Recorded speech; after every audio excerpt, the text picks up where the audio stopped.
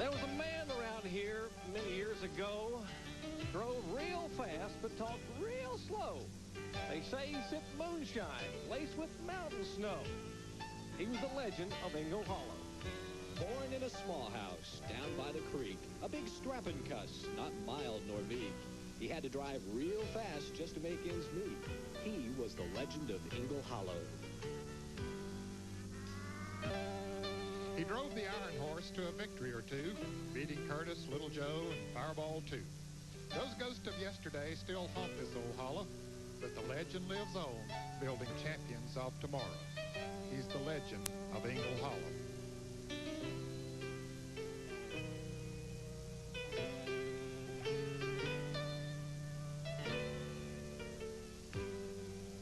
He lives a simple life now. A good hound, a good car. With that bright red T-bird, they all know who you are. It's a challenge he lives for, and all of us must face. When you come to North Wilkesboro, you've arrived at Junior's place.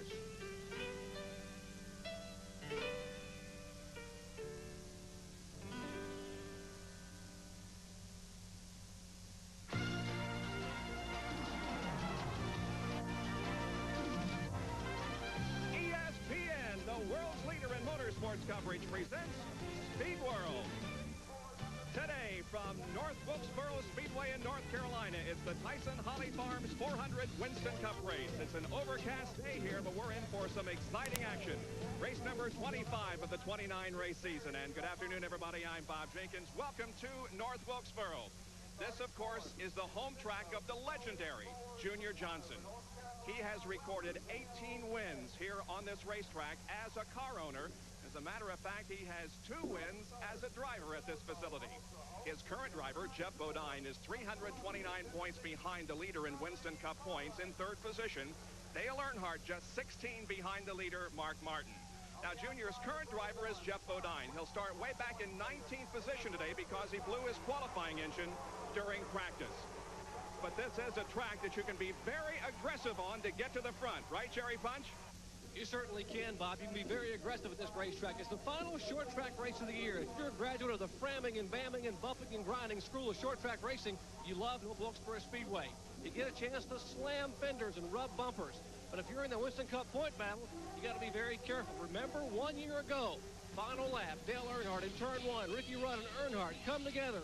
Earnhardt spins, Rudd spins, and Jeff Bodine goes on to take the win. Now, Earnhardt ended up finishing in 10th spot. He lost 46 points that day. That 46 points, well, remember, he lost the championship by only 12. So if history is any indication of what could go on here, this race could turn into a veritable slugfest today. Gentlemen? Well, Jerry, if it should turn into a slugfest, the drivers could have 2 major problems. Number 1, if they make contact too hard, they could put themselves out of the race. Number 2 is a fellow named Les Richter, called the coach. He's a competition director for NASCAR. He sits high above the racetrack with some of these binoculars, watching the cars as they go around the racetrack.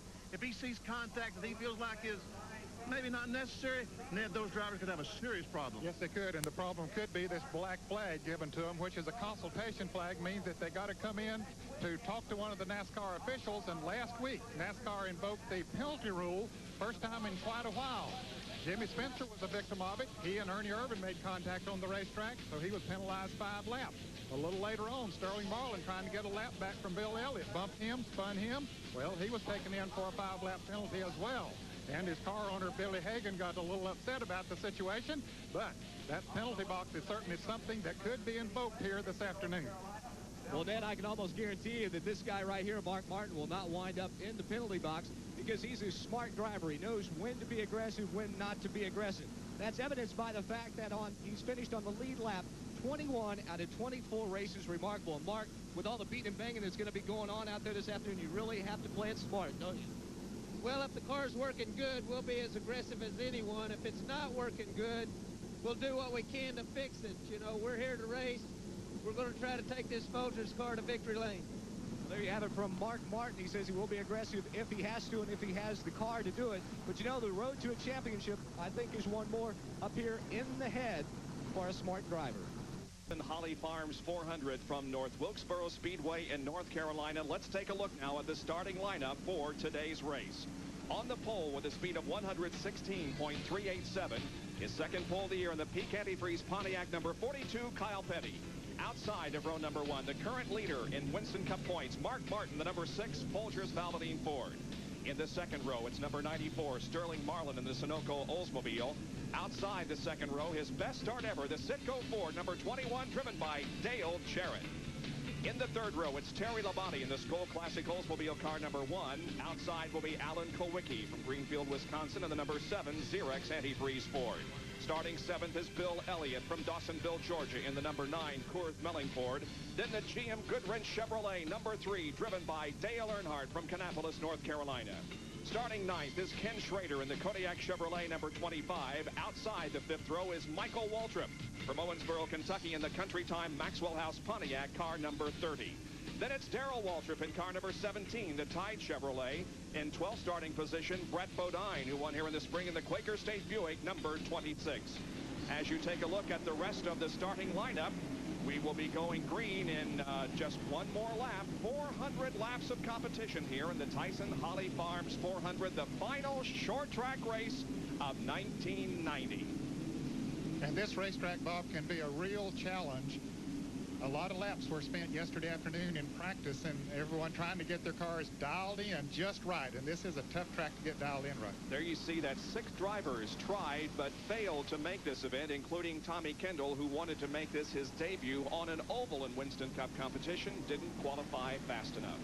They will be using the radial tire this afternoon. Remember, about a year and a half ago at this very speedway, the Goodyear radial made his debut on the stock cars.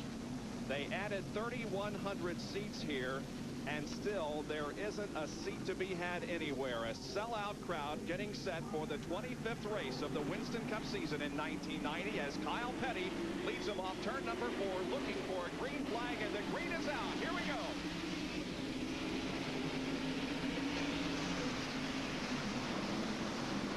Remember, Mark Martin can pick up 5 bonus points if he leads this first lap. He has a little bit of edge coming off of 4. He might be able to do it.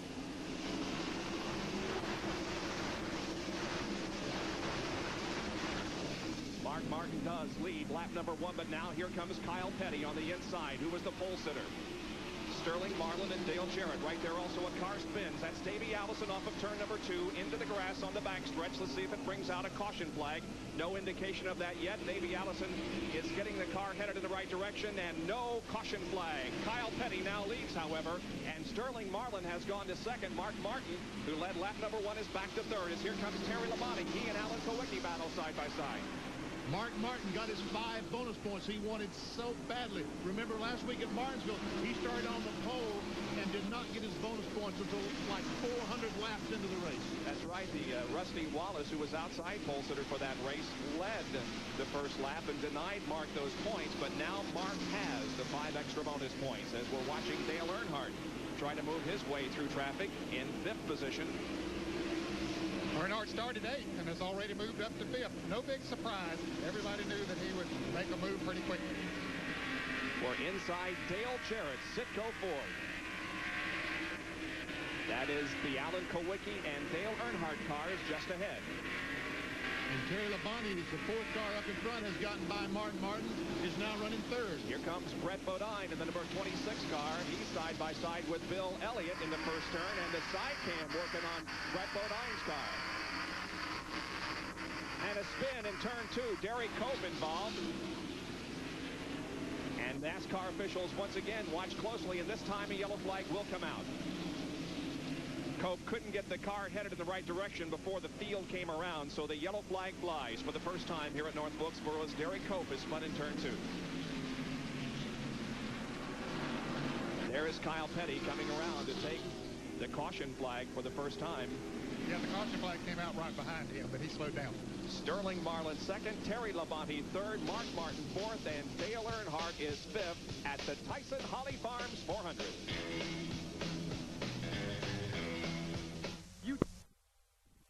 Winsboro because of a spin in turn number 2 involving Derek Cope. The number 11 car, Jeff Bodine, that's Junior Johnson's car, reportedly is running only 7 cylinders. He has been backing up in the field, Bob. We wonder if he's going to come into the pits. They were out on pit road just a moment ago. They'll be getting the signal for one more lap. Let's go to the pits and John Kernan. Now, they were contemplating it. Tim Brewer is on the radio talking right now. They were going to bring him in and check around the distributor area. The rotor button, they think, might be broken or something gone amiss. Maybe a plug wire's come off, as we saw last week with Mark Martin. But right now, it doesn't look like, with only one more lap to go back to green, that they're going to bring him in.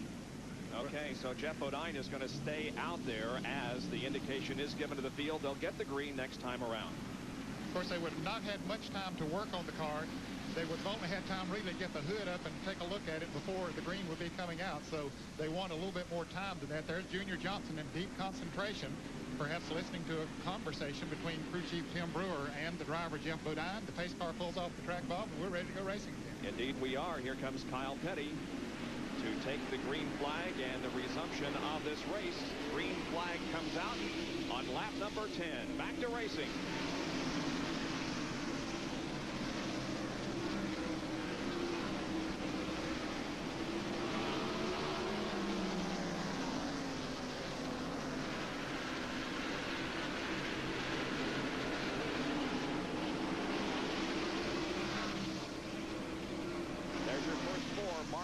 Running in 4th position. Right behind him is Dale Earnhardt in the black number 3 car. And then comes Alan Kowicki, the number 10 car of Derek Cope, involved in that spin up in turn number 2, is a lap down already. There's several cars that made some contact in that spin. I saw Dick Trickle had some damage to the nose of his car. Jeff Purvis had damage to the rear of his car. So Derek Cope is the car that spun, but several other cars did sustain some sort of damage. There's Brett Bodine in the Quaker State Buick. And we jump inside his car and ride along with him. Derek Cope to the left.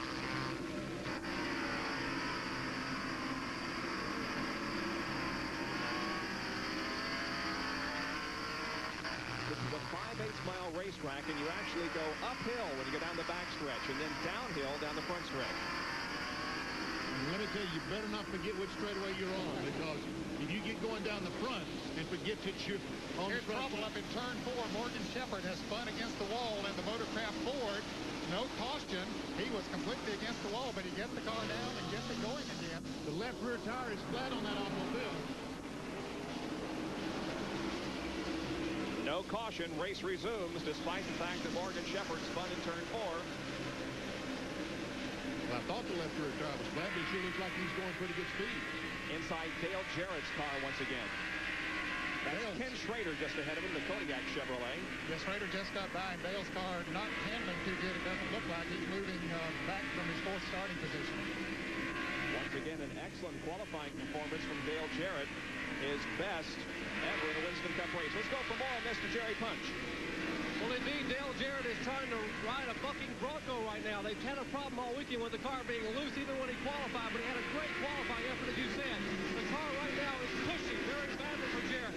He started in 4th spot and just trying to hang on to the top 10, but the car continues to fade here early in the race.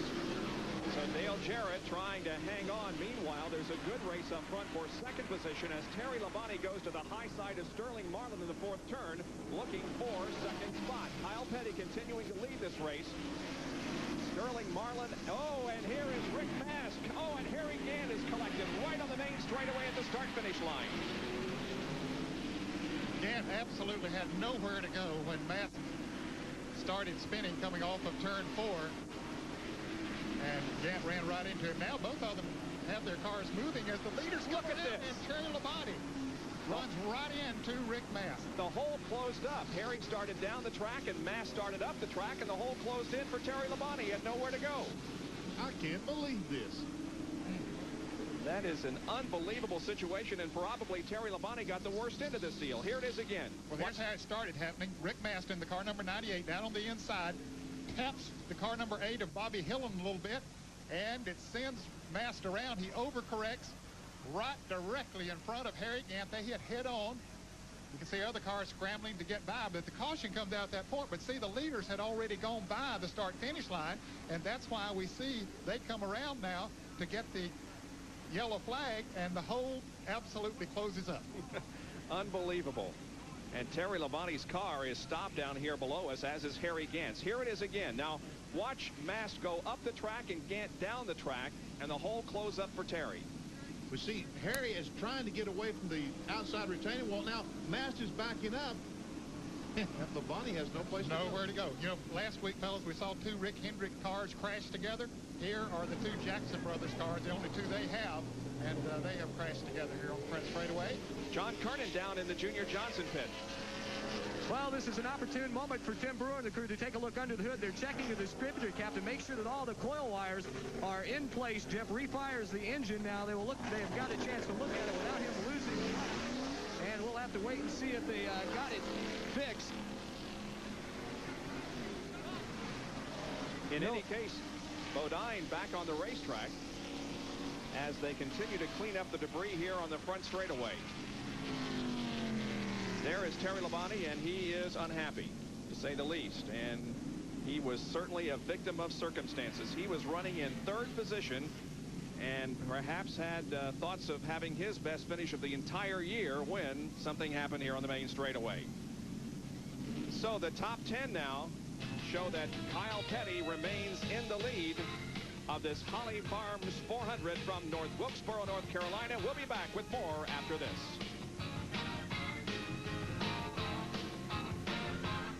Caution because of the accident here on the main straightaway involving Rick Mast, Harry Gant, and Terry Labonte. However, the signal has been given, and this time around we should be getting the green flag and a resumption of the racing.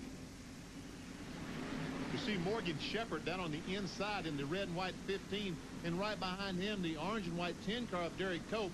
Both those cars are a lap down. Cope, of course, spun early in the event over in turn number 2 and lost a lap, and Morgan Shepherd also spun up in turn number 4 in a separate incident and lost a lap. The green waves, we're back to racing with Kyle Petty setting the pace. Well, we understand that Jeff Bodine, the Junior Johnson crew, was able to get the Budweiser Ford fixed, that maybe a wire on the distributor had broken or come loose or something, but anyway, they have it fixed, so we'll see if Bodine can come up through the field. Now we're watching Dale Earnhardt right behind Mark Martin. Those 2 in a battle for the Winston Cup. Mark Martin on the outside in the maroon number 6, and then Dale Earnhardt in the black number 3.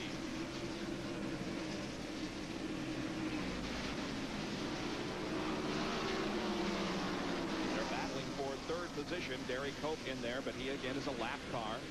Morgan Shepherd up front trying to get his lap back in the number 15 Motorcraft Ford. Ron Moroso will be coming into the pits. He's getting a stop and go for jumping the flag on the restart. Oh, Sterling Marlin almost loses control as he gets alongside Kyle Petty, tries to take that spot away. Almost cost him. He sure did. He saved it and didn't lose a spot, but it was close to a spin.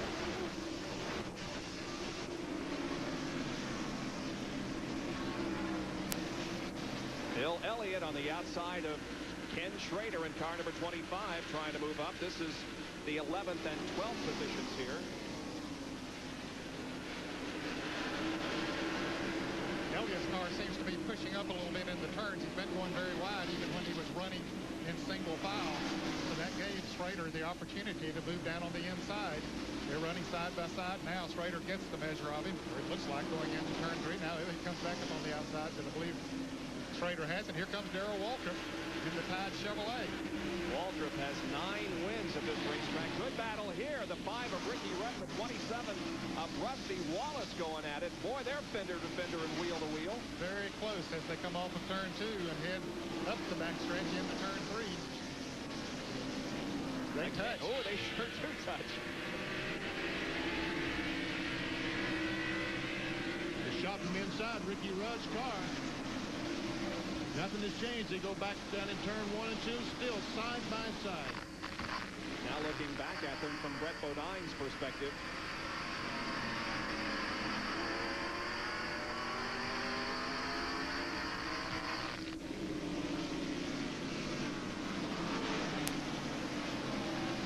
Michael Waltrip and Brett Bodine moving to the inside of Derek Cope. That 30 car of Michael Waltrip running well here in the early going. There's Rusty Wallace again trying to get his nose to the inside to get around Derek Cope. And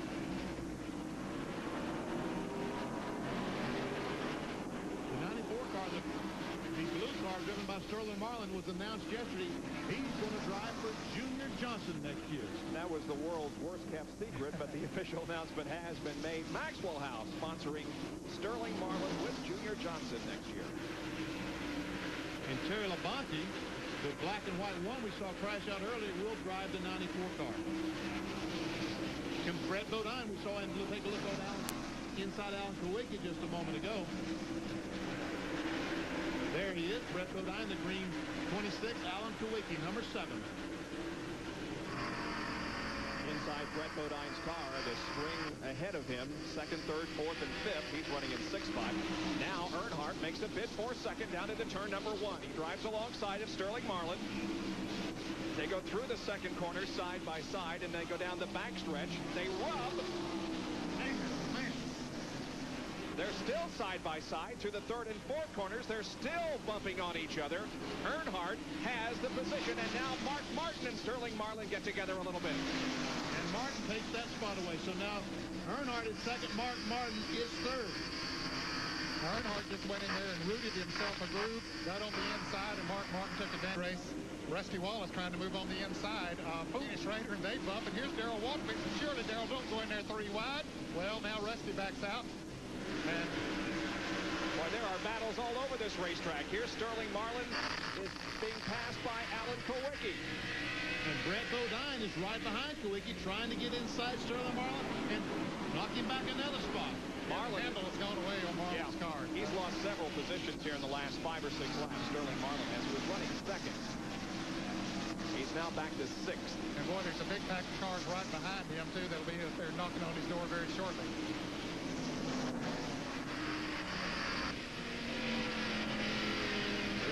Pulls right up on the back bumper of Kawicki.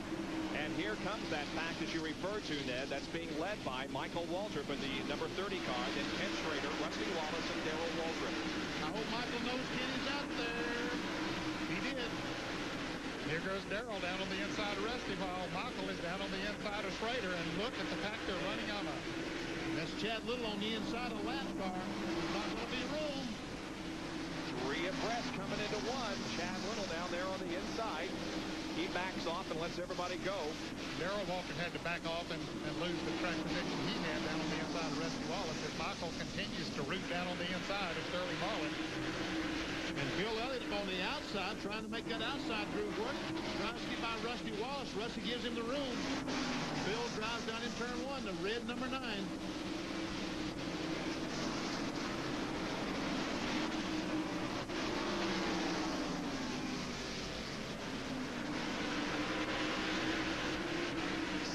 7th, 8th, 9th, and 10th, and 11th and 12th for that matter, running right here. The leader of the race is Kyle Petty.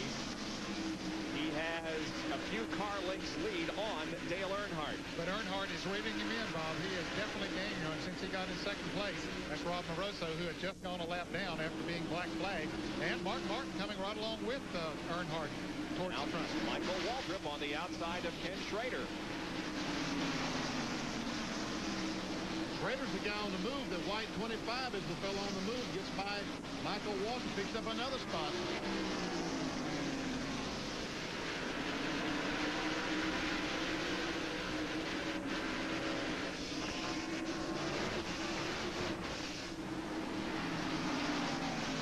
Meanwhile, Sterling Marlin losing more spots. Running second just a few laps ago. He's drifted back to about 10th spot. Darrell Waltrip moves around it. Ricky Rudd trying to figure a way. Look at the back end of Marlin's car. It is definitely a little loose. And here comes Ricky now to the inside going into turn 1, and he will try to take another spot away from Sterling Marlin. Jerry, what might be wrong with that 94 car? Well, Ned Jarrett was exactly right. The car just got very loose this morning. When the teams arrived at the racetrack, it was overcast and quite cool. Now, it appears the sun is out here and shining. It's warmed up some 15 degrees. The car's gotten very, very loose. So I think a chance of possibly getting a caution flag and bring the Sunoco Oldsmobile down pit road and tighten it up. He's definitely lost the handle on it, as Rudd has been able to pass him now. Meanwhile, back up front, toward the front of the pack, that is, there's Brett Bodine and Alex Alan Kowicki, the side cam on Brett Bodine's car. You can notice the tire mark, the wheel mark on Kowicki's car right there by the number 7. Driving for 4th. That's correct. The race for 4th. And trouble up here. Kyle Petty, the leader, is in the wall. Unbelievable. Kyle Petty has spun and come in contact with the wall in the 4th turn. Well, there's no caution. Oh, that's a tough break for Kyle. Yes, it is. And for a lot of other drivers who were hoping for a caution. So now Dale Earnhardt is going to lead the race, or has led the race, and he got his 5 bonus points there. 5 bonus points for the 3 car, and also Mark Martin has his bonus point. And there's Gary Nelson, the crew chief on Kyle Petty's car, and he's wondering what in the world happened. Here is a replay of the incident. Goes to turn 3, we see no problem. All of a sudden, the car just goes right out from under Kyle.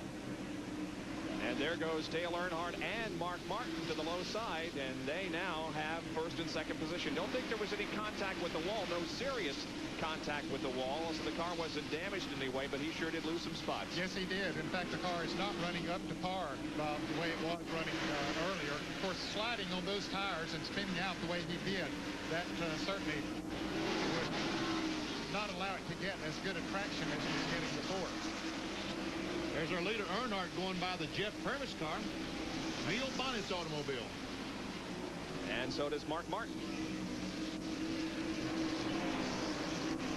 So now both of them are on equal footing again. Each has won 5 points, 5 bonus points for leading a lap.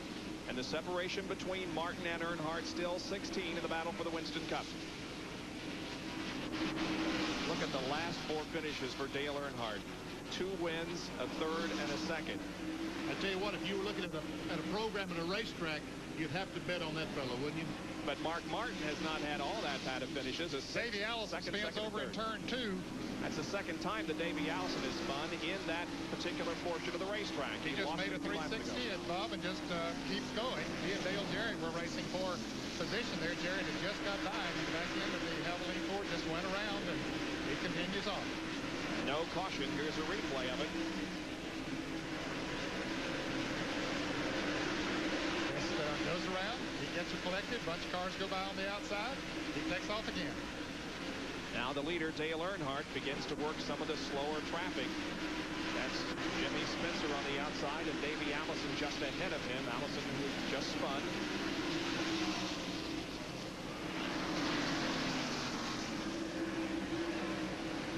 Jimmy Means in car number 52 has already been lapped. Let's go to Jerry Punch, who's with Gary Nelson. Gary, what did Kyle say happened up there? He said nobody hit him. He got a little anxious on the throttle, and I guess he just got away from him. But the car's really running good. I think we got plenty of time to make up the lost ground.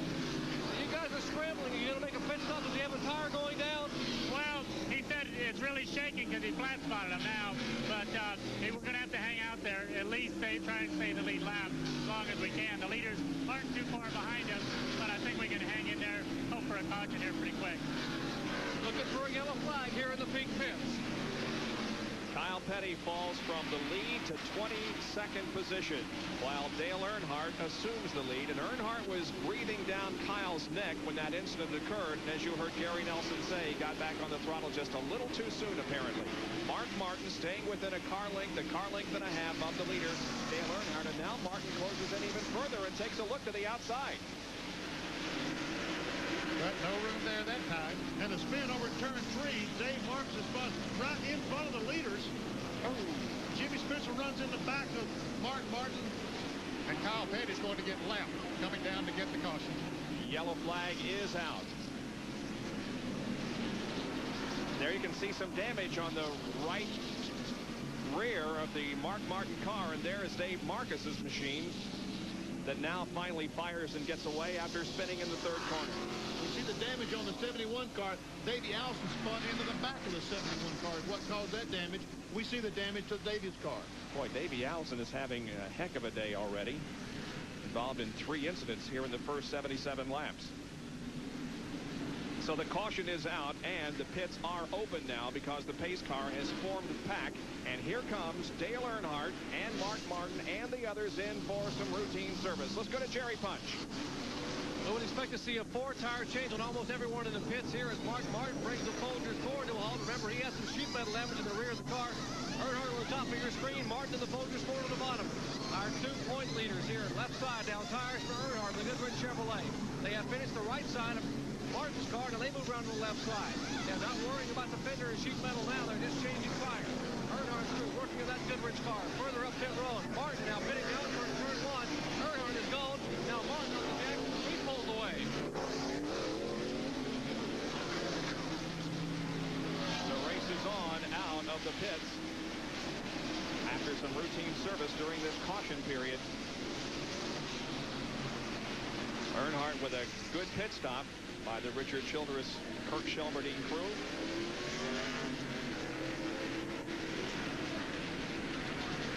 And there you can see that Kyle Petty will be right behind Dale Earnhardt on the restart. We'll take another break and be back with more from North Wilkesboro. Spun out in tight traffic on the second turn of lap 142. Everybody got away cleanly, but the caution flag came out. Mark Martin is moved into second after the pit stop on Strickland's caution, and Dale Earnhardt still leads as we return to the 1990 Tyson Holly Farms 400 with 220 laps completed on ESPN Classic. There's the leader, Dale Earnhardt, who has stretched out the advantage on Morgan Shepherd to a few car lengths. And Mark Martin, meanwhile, continues to try to move up through the traffic. He is currently in 11th position. If the race were to end right now, look at this. Look how the complexion of the points battle would change if the race were to end right now. Earnhardt would be on top of the Winston Cup points battle by 21 over Martin, and Jeff Bodine would be 333 behind. That's that track position that we continually talk about. Mark Martin, the crew chose the last pit stop, the last yellow flag, to make a lot of drastic changes on the automobile. Went completely to the rear of the field. Back to 15th, 16th spot. He's working his way back, but it'll take him the rest of the day to get back to the front if he can. Yeah, there were 13 cars on the lead lap, so he went back to 13th after making that pit stop. But not only did he have those 13 cars, but he had an equal number of cars out there that were at least one lap down, and he's had to pass those cars. Many of them, at least.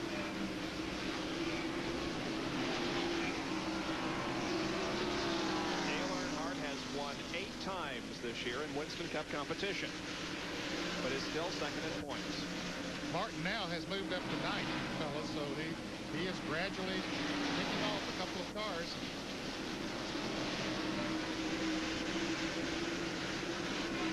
But after a few laps, they're able to run with this car for just a few laps.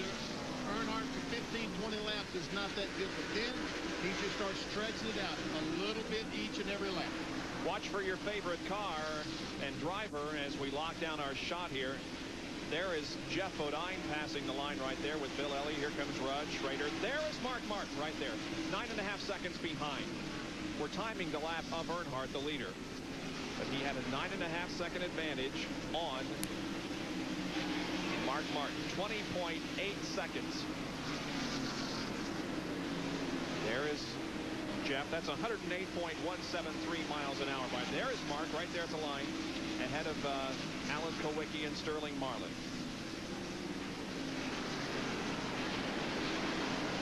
And here comes Earnhardt about to put another lap on Rick Wilson, the food line car number 75. And Sterling Marlin is stalled. Just off of turn number 2, the car is rolling, but the yellow comes out. Yep. 7th caution of the afternoon. Boy, Mark Martin needs this desperately. You know, there's jubilation going on down in the Folgers pit. There is Sterling Marlin, who spun over turn number 2 and came to a halt momentarily, enough to bring out the caution flag by the NASCAR officials. And so the pace car comes out on the racetrack and bunches the field once again. And when they get to the 4th turn, here's a replay of Marlin looping it. And it looks like he makes a 360. Darrell Waltrip gets by. Ernie Irvin, Bobby Hillin, and other cars. He was one of the 13 cars in the lead lap. Sterling Marlin was running in 11th position. The pits are open now for anyone that chooses to come in for a pit stop. Let's see how many do. Here comes Earnhardt in. And Morgan Shepherd and Brett Bodine.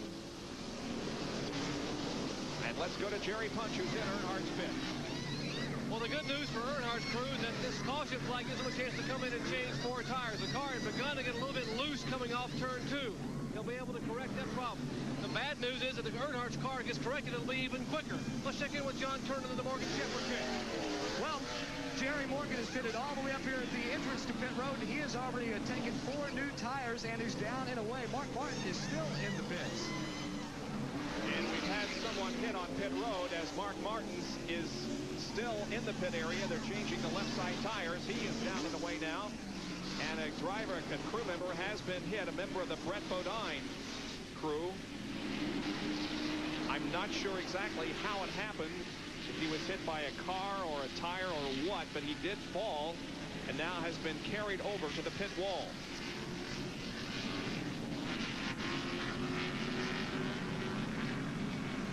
Part of Michael Waltrip's crew there, who are pitting.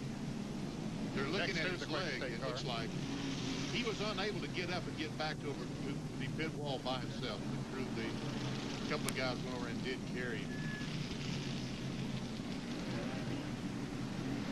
Maybe we can see what happened. Here comes Earnhardt. Earnhardt and Schrader almost collided. And right there, he was pushing the 26 car and just squeezed in between the 30 car and the 26, wasn't he? I believe that's what maybe happened.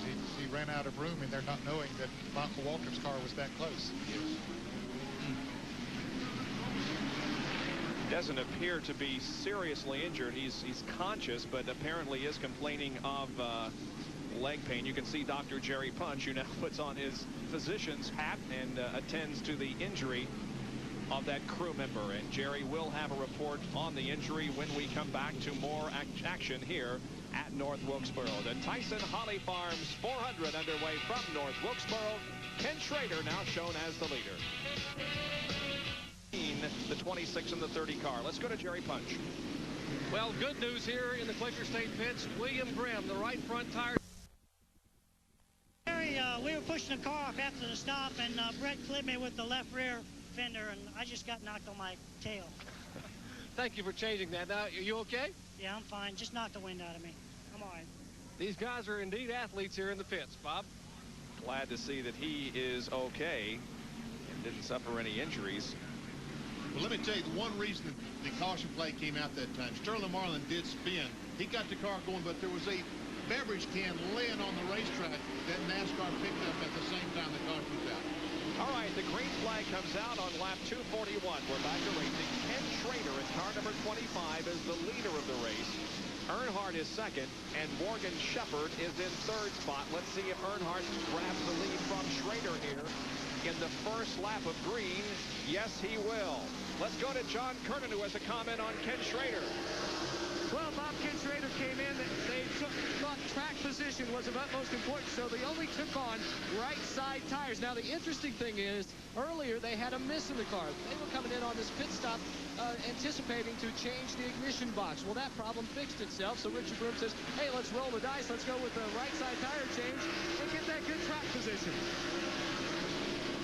Well, they held the lead just briefly before Dale Earnhardt snatched it from them once again. Dale now begins to pull away from Schrader and the others. Didn't take him long to get to the front once again, and he's close, fellas, and maybe already has led enough laps that he can move the top lap leader of the day. He's getting very close to that. Out there to ensure that. That, of course, would give him another 5 bonus Winston Cup points. There's Morgan Shepherd in car number 15, who is third. Sterling Marlin is contact there between Marlin and Ken Schrader. Marlin went a lap down when he spun over there, Bob, and he was one of the cars in the lead lap, but now there are only 12 cars in the lead lap. Sterling is a lap down, so is Kyle Petty. In car number 42, the pole sitter of the event. Morgan Shepherd is having all kinds of problems getting by Sterling Marlin. Fine, there he does. Fine, going on turn 4. And now he has to get up and pass Schrader before he can make any kind of attempt to chase down the leader, Dale Earnhardt. or try to chase down the leader, Dale Earnhardt. Earnhardt has led 169 of 244 laps. So he is getting very close to closing everybody else out as far as that particular statistic is concerned. There's the interval between first and second, and now Shepard makes a bid for second position, taking the inside line in turn 1 and 2 on Ken Schrader. And Shepard has second spot. If Richard Broom, Ken Schrader, and those guys would have talked to Alan Kowicki, they probably would not have changed 2 tires. Kowicki did that earlier and went straight to the back. We're watching, looking for Mark Martin. There he is, once again buried in traffic. Moving around Rusty Wallace. There's Bill Elliott and Ricky Rudd running side by side. Ahead of them is Jeff Bodine in the Budweiser car. Junior Johnson. Bodine being shown in the 5th position. Now Mark mixes it up with these guys a little. 5th, 6th, 7th, and 8th right here. Bill Elliott trying to get by Rudd. Mark, he don't know which one to follow, so he's going to just play at the middle. Oh. Some contact. Bodine got turned sideways there in the 4th turn, but gathered it in. Meanwhile, Mark Martin will take the high line in an attempt to pass Jeff Bodine. Jeff Bodine hard had to stop. When you're going along straight, everything is fine. All of a sudden, boom, the hitch and the world turns sideways.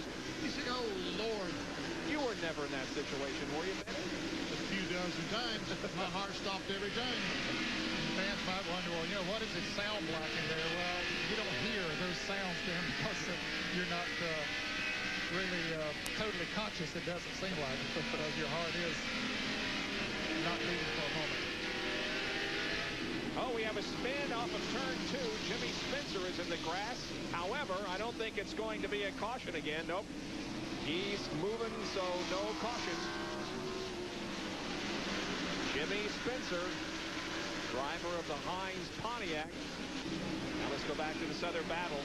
Mark Martin right behind Ricky Rudd. Martin again goes to the high side of the track. We got the camera pointed right at Mark from Rudd's car, and Mark. Tell you what, he's moving pretty good up on the outside.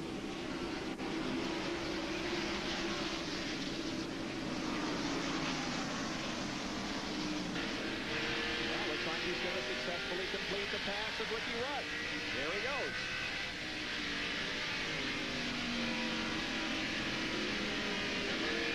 He might have the race car the way he wants it now, fellas, if he can just get that track position back, but he's going to have to work for that. It's not going to be given to him.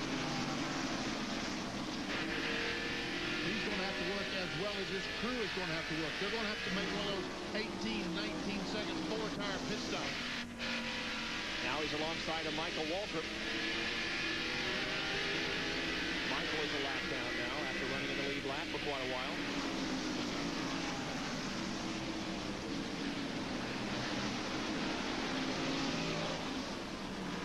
Mark Martin has moved to 5th. There's Rudd in number 5 and 6th position, and then Elliott.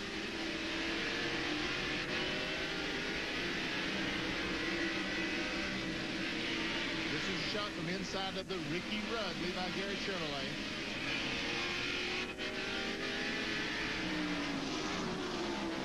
And there he is, a yellow and white car, number 5.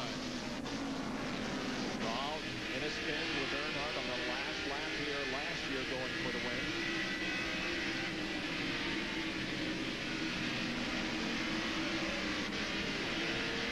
Michael Waltrip a lap down, currently being shown in the 15th position.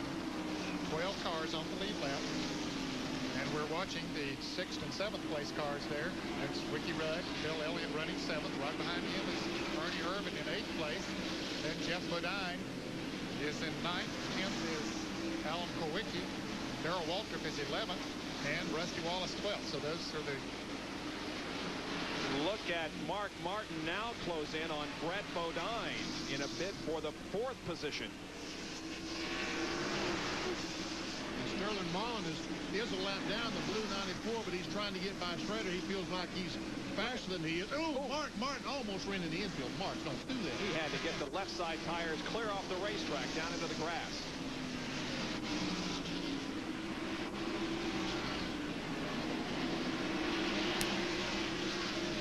He's scared me. You can imagine what he did to himself. Now he's going to go to the high side of Brett Bodine. At least make Brett think he was going to do that.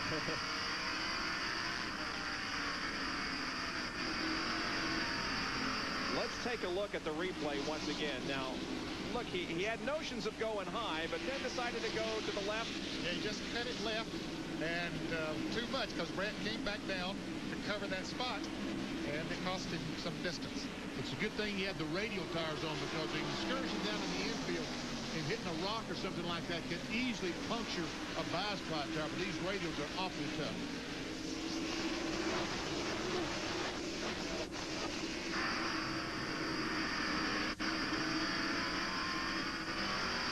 Looking back on Mark Martin and Ricky Rudd.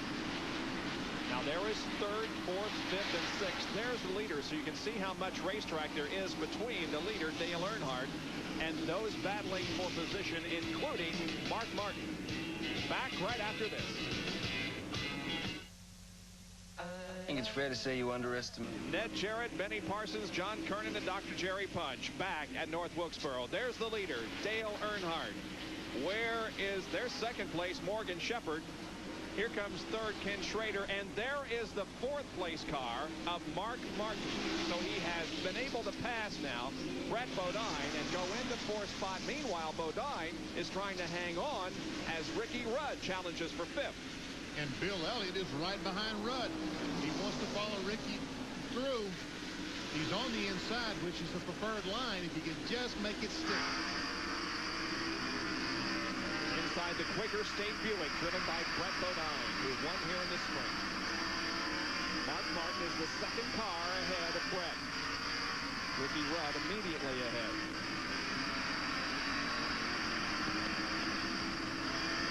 As you can see, the third, fourth, and fifth place cars. You see Ken Schrader out in front of Martin, then Martin running fourth, Ricky Rudd fifth, Brett Bodine sixth, but about to lose that to Bill Elliott.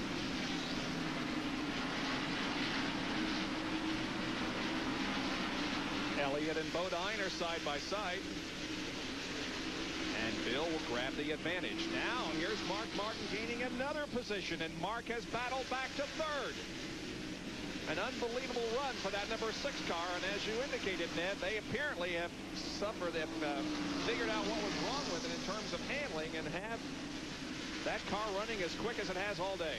Yeah, now, if he gets the caution now and can make an equal pit stop to Earnhardt, he'd be in great shape. He's about 8 3/4 seconds behind Earnhardt. So, but still, if he got out even with Earnhardt and come back out in third place after a pit stop, then he would be in, have good track position. Fighting with Ricky Rudd. Now let's take a look at the footwork of Ricky Rudd. Look at him mash the accelerator down the straightaway, but then get on the brake, pump those brakes as he heads into the turn. He's one of those drivers, one of most drivers who now use their left foot. You don't have to press nearly as hard here, Bob, as you do at Martinsville on those brakes. Yeah, the turns here aren't quite as sharp as they are at Martinsville. And a little bit more banking in the turns, too. We see him playing with the throttle.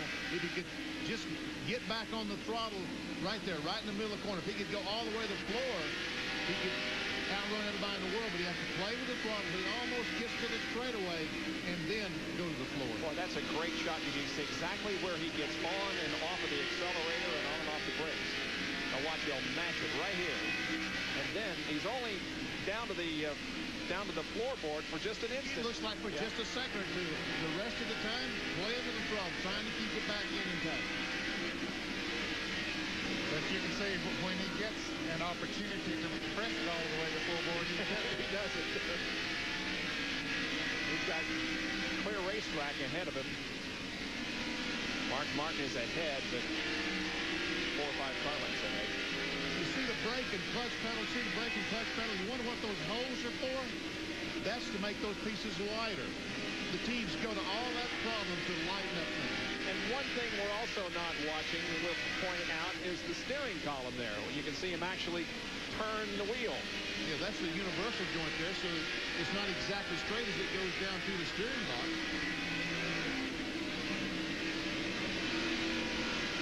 See him turn running now into the first and second corners, and now as he comes out of the corner, he nails the accelerator. Imagine doing that for 400 laps.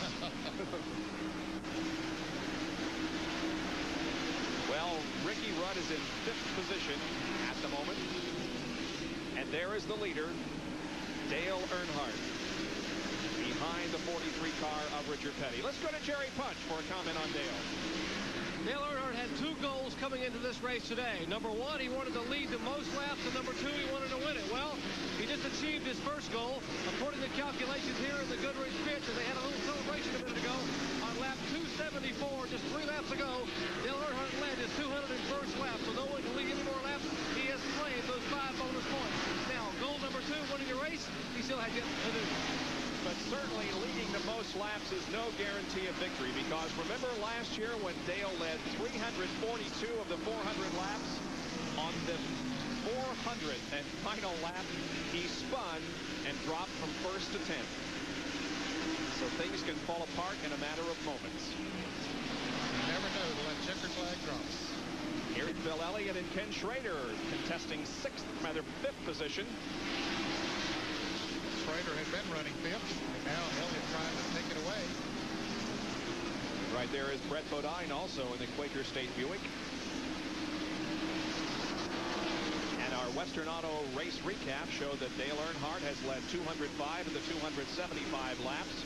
7 caution periods for a total of 33 laps, no serious crashes. There are 12 cars on the lead lap and an average speed of 92.975 miles an hour. Those that have gained 5 bonus points for leading a lap include Martin and Kyle Petty and Earnhardt, and also Ken Schrader. Out of the race, Rick Mast because of a crash, Jeff Purvis, Jimmy Means, Dick Trickle also hit the wall in the 3rd turn. And now we check our Western Auto Mechanic of the Year standings. On top, Robin Pemberton of the Mark Martin crew with 589 points. Second is Tim Brewer with Jeff Bodine. Mike Beam, the number 9 car of Bill Elliott, as we continue to see a battle for position between Ken Schrader and Brett Bodine. Andy Petrie is in 4th position in the Mechanic of the Year standings.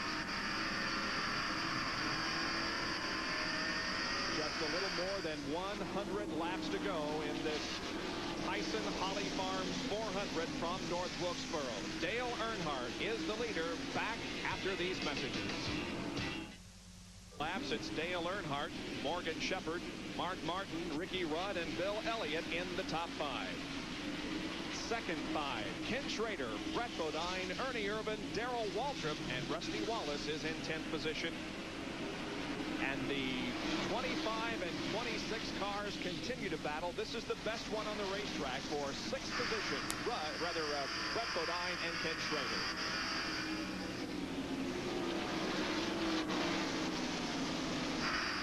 Fellas, Mark Martin has just about caught Morgan Shepherd and has cut about a second off of Dale Earnhardt's lead. He was about 7 3/4 seconds when he got into 3rd place, but now he's about 6 3/4 of the seconds behind Earnhardt. But as we watch this battle, there is Dale Earnhardt, and if the race were to end right now, about 113 laps shy of its scheduled conclusion, if it were to end right now, look how close the points would be.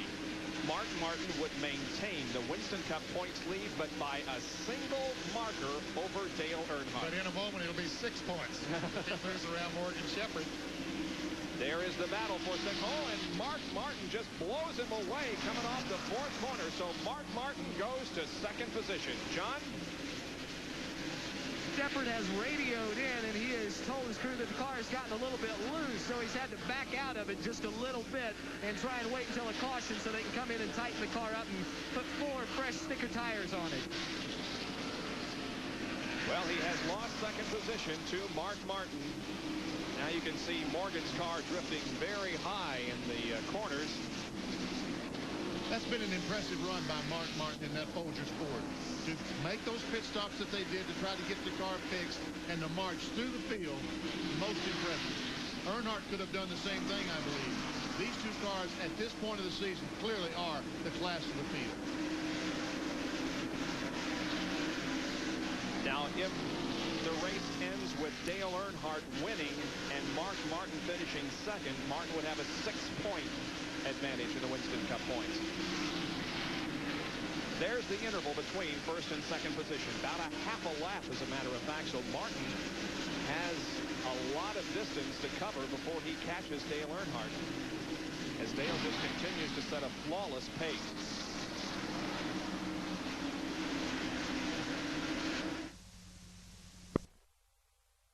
He mashes the accelerator, it really comes up off the corner, and that's the key to getting around a short track. There is Jeff Bodine, and he is very close to going a lap down, although he is in the top 12. Yes, he is currently running in 12th position, the last car on the lead lap. There's Harry Gant, who was involved in an early wreck, has been in and out of the garage area, many laps down. But Jeff Bodine, Junior Johnson Budweiser Ford, is about to go a lap down. Rusty Wallace not too far in front of him. And Jeff makes contact with Earnhardt. He pulled over to move around Dave Marcus and about to squeeze Earnhardt out. Dale just gave him a friendly reminder that he was back there. Bodine is going to, well, I thought he was going to move over, but Earnhardt's trying to pass him on the inside. Now he's going to move over. Oh, well, they make contact again. No? There, Jeff moves over and says, go ahead on the outside. Well, I thought he said go ahead on the outside. Dale don't pass on the outside. He wants to pass on the inside. He's going to bump him, move him a little bit. But now he is. Sure don't want to cave in a fender. Very easy to do. For some of the short tracks, they cut those fenders away just a little bit more than they do on the super speedways. Earnhardt having a heck of a time putting Jeff Bodine a lap down. Evidently, Earnhardt's car just does not work that well on this high side of the racetrack. He wants to pass on the inside, and those cars look like they're literally glued together. Now Dale makes the pass, and Jeff goes a lap down, so there are 11 cars now on the lead lap. The next to go a lap down will be, and here comes Jeff Bodine in for a pit stop. Jeff Bodine comes in, and Tim Brewer and the rest of the crew go to work on the Budweiser Ford. Got to get some new tires on that car. They're going to make a 4-tire change. Wow. Dale Earnhardt coming around is going to put Jeff a lap down.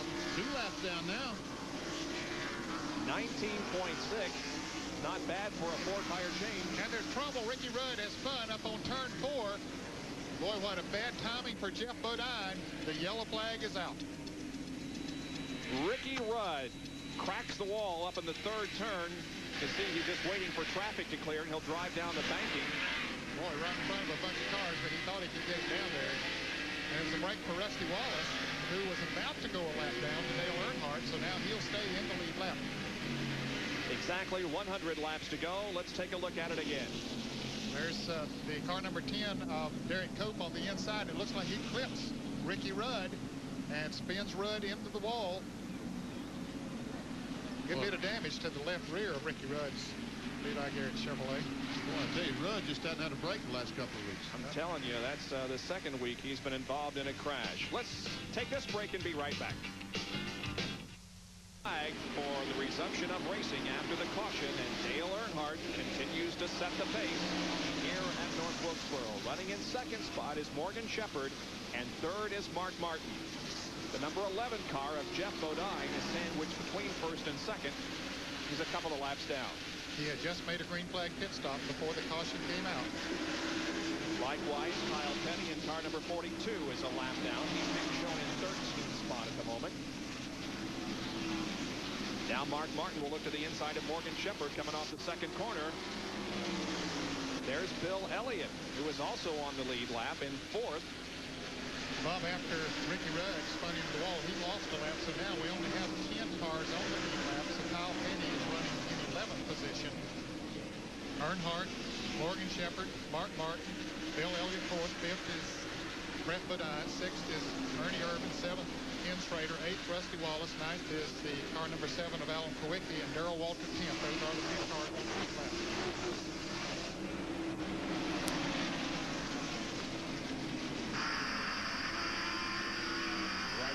Bodine. Now here's Mark Martin moving inside of Morgan Shepherd, trying to take away second spot. And Martin will do so. Mark Martin is second. Take a look at the Big A Auto Parts pit stop report on Mark Martin as we see Bill Elliott now challenging and moving into third position, putting Morgan Shepherd back to fourth. Now let's take a look at that pit stop performance on Mark Martin. 10.2 for the driver and 25 seconds for the crew to change all four tires on that car. Total of 35.2 seconds. Now Dale Earnhardt was faster again as far as the crew is concerned. 12.8 for the driver and 21.6 for the crew. 34.4 total for Dale Earnhardt and the crew. Well, Dale Earnhardt is in the middle of the pits. When he comes off turn 4, he can't barrel down pit road because he has to start worrying about where to stop. But Mark Martin pitted all the way down in turn 1, just blast down the front straightaway to his pit. But Earnhardt's crew are doing a fantastic job in the pits. See Brett Bodine there. Look at Ernie Irvin. He is beginning to move now. Haven't seen much of him today, but moving on the inside of Brett Bodine. That would be for the 5th position. And boy, he just moves right on around. Ernie has been on the lead lap and in the top 10 just about all afternoon. But now he moves into the top 5, or near the top 5. Yes, in the top 5. Ernie is 5th. Brett Bodine is 5th.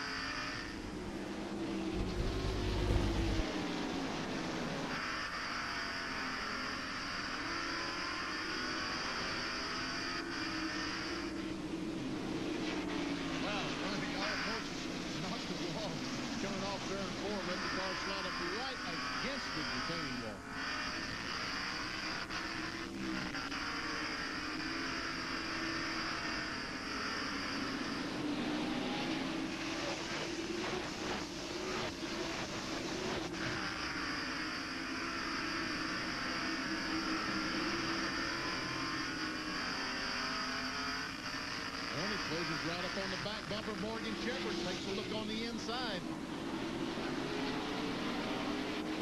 Look at this. Ernie Irvin started 23rd. He was 13th at the end of 65 laps. Moved to 9th, then 11th. And on a lap number, Morgan Shepherd sliding high. He has worked himself into the top 5. Morgan's car not working as well as it did earlier when we saw him up there in second place, working his way up through the pack. Working his way back through the pack now.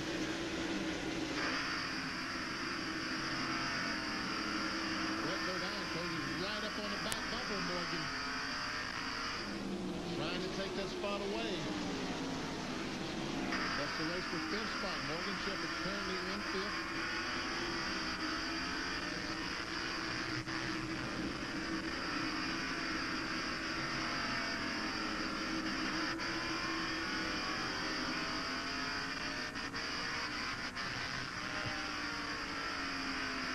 Dale Earnhardt continues to lead. Jeff Bodine remains between Earnhardt and second position Mark Martin. Mark Martin was able to get by Kyle Petty. Now he's closed up on the back bumper of Jeff Bodine. And you just wonder how hard that Jeff is going to race with Mark Martin. I don't think he'll race hard with him. I believe he'll, once Mark gets up there, I think he'll let him go. We'll see, because if Jeff Bodine was to make it real hard for Mark Martin, and almost make it impossible for Mark to win, almost impossible for Mark to win. Let's take a look at the top 10 as they are right now, with Dale Earnhardt leading. Martin is second, followed by Elliott, Irvin, and Morgan Shepherd. The second 5 are Bodine, Schrader, Wallace, Waltrip, and Kulwicki. 62 back to racing. Earnhardt chased by Mark Martin. Mark Martin got a break. He was able to get by the lap car of Kyle Petty immediately and sit right on the back bumper of Earnhardt. Now we'll see what he can do. Brett Bodine, we're riding with him. He's 3rd.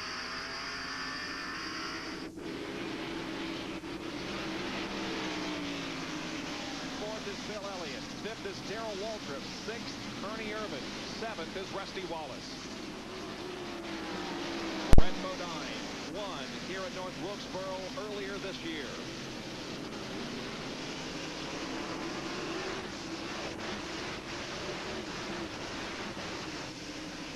the cars went by our stationary camera, these two cars was one. And look, Mark Martin alongside Dale Earnhardt. Martin goes for the lead into turn number 3, and he gets it. Mark Martin has gone to the lead, and he gets a friendly bump in the rear part of the car from Dale Earnhardt. That just knocked him further away from Earnhardt. He was about ready to get back in the gas anyway, and that really shot him off that turn. Mark Martin has gone into the lead.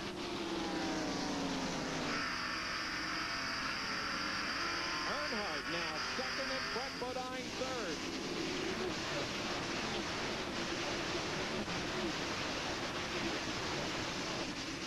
This would be a big win for Mark Martin if he can claim the checkered flag here this afternoon. 16 points separate Mark and Dale in the Winston Cup points battle. Let's go to John Kernan. Well, in the last pit stop, Bob, they took out 2 rounds of wedge. They were freeing the car up so he could run it just a little bit faster. And when I asked Robin Pemberton if they did that so he could get around Dale Earnhardt, he just smiled and shook his head. They have done something because that car now is faster than it's been all day. Boy, he's checking out now. And let's go to Jerry Punch with a follow-up on John's comment. Earnhardt's crew is aware that Martin's crew took out a couple around the wedge to try to make the car a little bit looser and to run freer and faster. That's exactly what it's doing right now. Their only hope right now, as Richard Jonas told me, is the hope that possibly the next 25 or 30 laps, Martin's car will begin to get loose as the track gets slicker, the tires warm up a little bit, the car will get loose, and Dale can run him down. So hang on, friends, because it isn't over yet. 368 laps are in the books. Now, if the race should end right now the way they're going, they'd go away from here the same way they came in, 16 points. Is that right? I think it is, because Mark will get 5 more points for winning the race, and Dale has got 5 points for leading the most laps, so it should wind up the same way. They both get 180 points. Yep.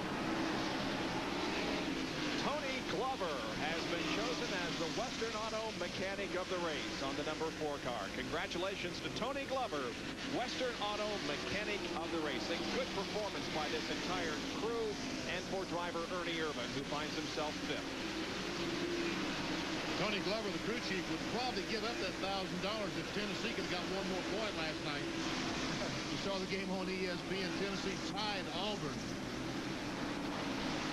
Big volunteer fan, Tony Glover.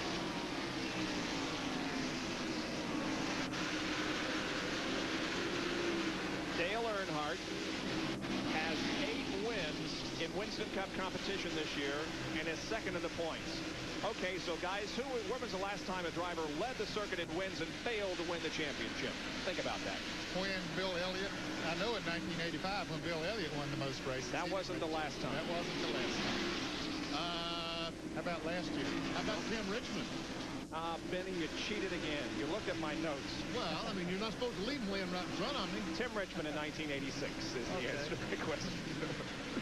Mark Martin leads the Tyson Holly Farms 400. We'll be back right after this.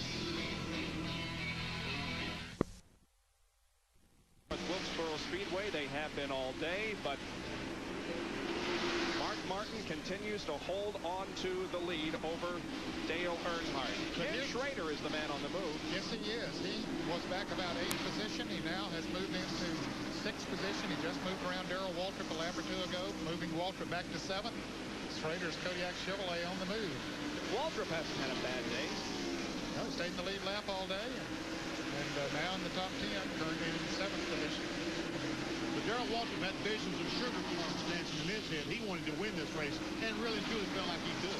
Yesterday afternoon in practice, he was one of the fastest cars. But I talked to him this morning, and he said, yeah, you know, but he said when you get in that thing and they drop the green flags and you radio in and you say, what in the world happened, guys? That thing felt so good yesterday afternoon. And it don't feel that good today. 18 more laps to go for Mark Martin. The question is, does Mark Martin have a big enough lead on Earnhardt? I know that Earnhardt is going to start catching him. Is the lead big enough, Nick? There's Earnhardt. Well, yeah, I think the lead's big enough to him. Okay. Yep, I think Mark Martin will stay out there. Nothing happens to that Folgers Ford, he'll win this race. check the interval between first and second. Here comes Mark across the start-finish line. We start our clock. Here comes Earnhardt, 2.7 seconds. It's a pretty healthy advantage with less than 15 laps to go. It sure is. Less than 15 laps, did you say? Yeah. It's 16. Oh, I'm sorry. Take off your shoes. Well, this calculator is, the battery's going down. Let's try again. Same. Do it one more time. All right, let's see. I thought that Earnhardt would start catching him. He usually, after a few laps, starts gaining on the field, but Mark Martin this time able to stay out with that number. Let's see. Start the clock. Here comes Earnhardt. Oh, even Mark Martin's getting on Earnhardt. Yep. He slipped just a little bit. We have to take another commercial break to set up for the finish of this race to see if Mark Martin can hold on. Where there are 12 laps to go in the Tyson Holly Farms 400. Mark Martin, the Folgers Ford, is the leader of the race. Dale Earnhardt in the Goodrich number 3 is about 2.8 seconds behind. Let's go to Jerry Punchooth with Richard Childress.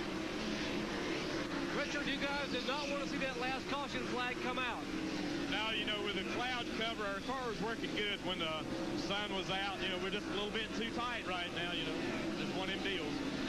They have picked up a push here in the Earnhardt pit. Let's check in a little happier pitch where John Turner is standing by with Steve Mills. Steve Mills not quite smiling yet, but it looks like you certainly made the right chassis adjustment on that last pit stop. I don't know. It's awful hard on Mark coming from behind. We had to decide if we wanted to run second to Dale or make a chassis change and try to get back out front. And, you know, if luck would have it, we'd run real well here at the end. We might hang on, but the way this racetrack is, as good as Dale Earnhardt is, it's not over till it's over. Well, they're not counting their chickens till they hatch, and I think that's appropriate for this area. Here's Ernie Irvin and Ken Schrader battling for position. That'll be for 5th. Irvin holds the 5th position right now. Schrader trying to take it away. There's Ricky Rudd in the picture too. Ricky is 1 lap down. He is being shown in the 11th position. And just 9 laps to go. And here's Schrader trying to go up on the outside of Ernie Irvin. Ernie's been protecting that inside groove. Schrader gets a good bite off the turn. Those two Chevrolets go side by side off turn 4. But it looks like Schrader, the car number 4 breaks loose a little bit, Ernie Irvin, and allows Schrader to move into the top 5. Two very good friends, Ernie Irvin and Ken Schrader. Both guys live in Concord near each other. And here's Ricky Rudd going by Ernie Irvin as well. But Ricky is a lap down. Our leader, Mark Martin, the Folgers Ford, also the Winston Cup point leader. 7 laps to go. 7 laps to go as he comes off turn 4. Now it's 6 laps to go. That's Rick Wilson, the yellow 75 Dinner Bell Oldsmobile. Rick is running in 18th position at the moment. Mark Martin can start counting them now. 5 to go. Here comes Earnhardt. But he doesn't appear to be gaining. It appears to be Mark Martin's race, but don't go away, friends, because remember last year, the leader, Dale Earnhardt, lost it on the last lap. Anything can happen in the closing moments of this race. Mark Martin completing lap 396, 4 laps to go.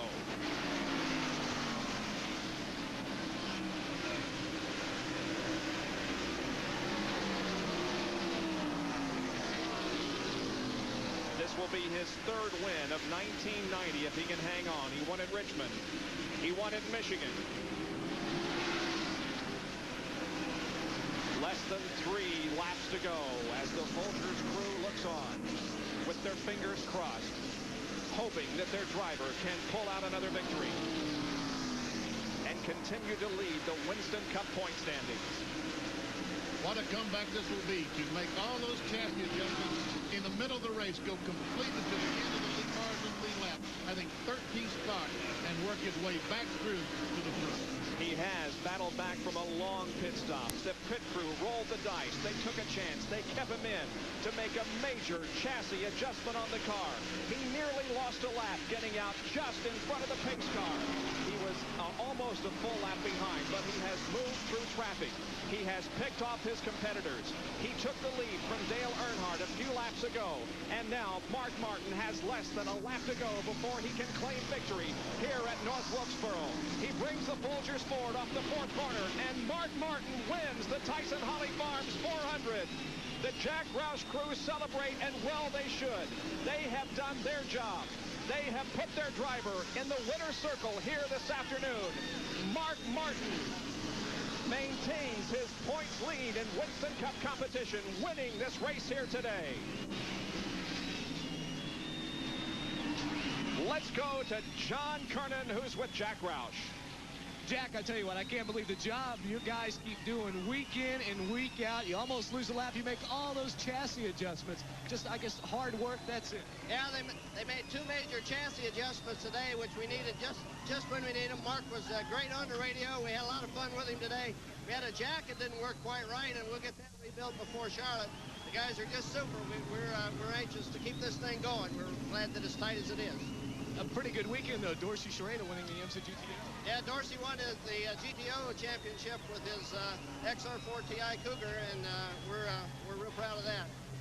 Well, he's been through it before in other divisions and championship races, and Bob, it looks like they're going to hang on in this one. At least they're giving it their best shot. Well, we have 4 more races to go in the Winston Cup season. Yes, we'll televise the last 3. Mark Martin did take a major step here today toward that Winston Cup for 1990. And we'll be back to talk with him right after this. Stay with us. Came at about the midway point during this pit stop. Mark Martin's car just simply would not turn. He was having trouble getting through the turns. They decided to take a rubber out of the right front spring to make it handle better. We see the NASCAR official tell him 1 lap to go. And the pace car is coming down the front straightaway. Is he going to go a lap down? No. They get the work completed. He gets back out on the track, stays in the lead lap. He was that close to going a lap down. Our road handler winner's circle interview in Victory Lane. Here's Dr. Jerry Punch. Thank you, Bob. A great day at the Wilkesboro Speedway for the Martin family. And Mark, congratulations on a tremendous effort. Well, I got a mouthful to say here, man. It was really, you couldn't touch Dale Earnhardt. He was gone. We were a second-place car. Jack, Steve, Robin, the guys on pit road were incredible. They're number 1 in my heart, I tell you. They worked on the car all day long and prepared the whole race to make that last run, and it was right, you know, right on. And I just got to thank Folgers and Ford Motor Company, Valvoline, all the guys, and the race fans have really rallied behind this championship drive. And like I said before, doesn't matter if we sit at that head table or not in New York, these guys are number 1. They did a great job not to get you lapped when you took that rubber out of the right front, but you had to go the last car on the lead lap and pick your way through traffic very carefully. Well, it was tough. I didn't think we'd ever make it back up front after we made the adjustment, you know, the rubber pull on the car and got so far behind. But you know, we took a gamble on giving the points lead away to try to win the race, and they wanted to win it bad enough to gamble to lose 30 points. And, you know, we're still in this thing to win races, and if we win races, we'll be okay in the championship. It's those kind of gambles that can win you a championship. The Folgers Ford struggled for 300 laps. In the last 100 laps, it began to percolate, and here it is in Victory Lane. Let's go to John Kernan with our second-place finisher, Dale Earnhardt. Thank you, Jerry. We're here with second-place finisher Dale Earnhardt, and I know you hated to see that last caution come out. Well, we were pretty much tooling along. You know, the tires have been really inconsistent all week. I hate Goodyear come up with a no stagger here. You know, they come up with a new left side tire, and it messed us up. And they're really inconsistent. We were just really off bad. So, you know, we take second. We come out even in the points, I think, by leading the most laps. So, Mark did a good job. We'll give it to him this week. We'll go to the next battle at Charlotte next week. Looks like it's going to be a great battle throughout. Bob? Great battle here this afternoon. Here are the top 20 finishers. Mark Martin won the race. Dale Earnhardt was second. Brett Bodine third. Bill Elliott fourth. And Ken Schrader finished in fifth position. 6 through 10, Ernie Irvin, Darrell Waltrip, Rusty Wallace, Alan Kowicki, and Kyle Petty. And we'll now show you the second top 10. Ned, I tell you, Dale Earnhardt had to be dying. He was most gracious, but he had to be dying inside. Well, it had to hurt. That last caution came out and cost him a chance at victory, but that's the way racing goes. He's benefited from those kind of situations himself in the past. Now, let's see how the scoring went today. Mark Martin won the first place points, 175. He got 5 bonus points for leading 1 lap, a total of 180. Earnhardt got second place points, 170. He led a lap plus the most laps, giving him 10 bonus points. So that means that they're exactly even.